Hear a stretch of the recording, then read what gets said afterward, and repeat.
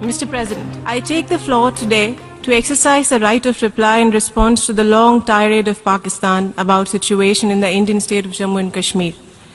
The worst violation of human rights is terrorism. When practiced as an instrument of state policy, it is a war crime. What my country and other neighbors in our region are facing today is Pakistan's long-standing policy of sponsoring terrorism, the consequences of which have spread well beyond our region. Mr. President, only last week, the international community honored the memory of thousands of innocent victims from around the world who lost their lives not far from here in New York 15 years ago in a most horrifying terror attack.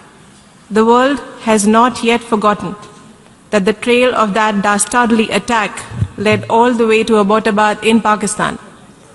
The land of Takshila, one of the greatest learning centers of ancient times, is now host to the Ivy League of terrorism.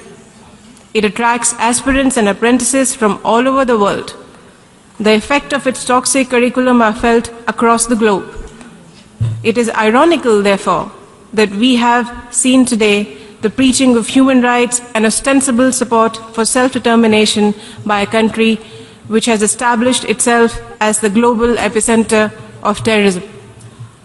Mr. President, shortly before Pakistan gave its hypocritical sermons in this august house today, its envoy in New Delhi was summoned in the context of the most recent of the terror attacks in Uri that claimed 18 Indian lives. That terrorist attack is a part of a trail of continuous flow of terrorists trained and armed by our neighbor and tasked to carry out terrorist attack in my country.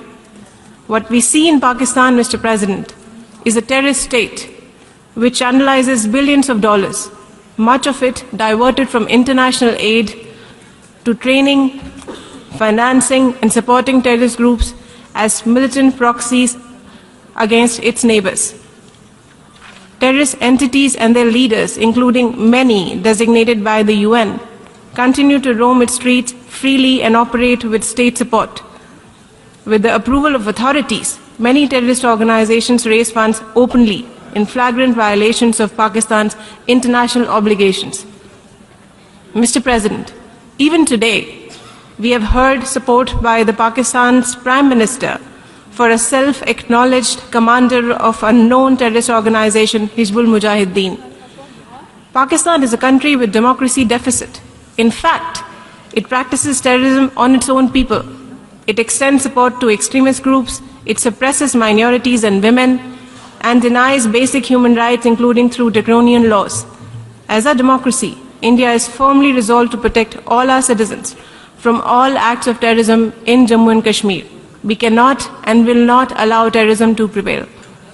Finally, Mr. President, we have heard Pakistan, whose nuclear proliferation record is marked by deception and deceit, talking about restraint, renunciation, and peace. Similar false promises it has made to us, the international community, on terrorism. Perhaps renunciation of lies and self-restraint on threats could be a good place for Pakistan to start. I thank you, Mr. President.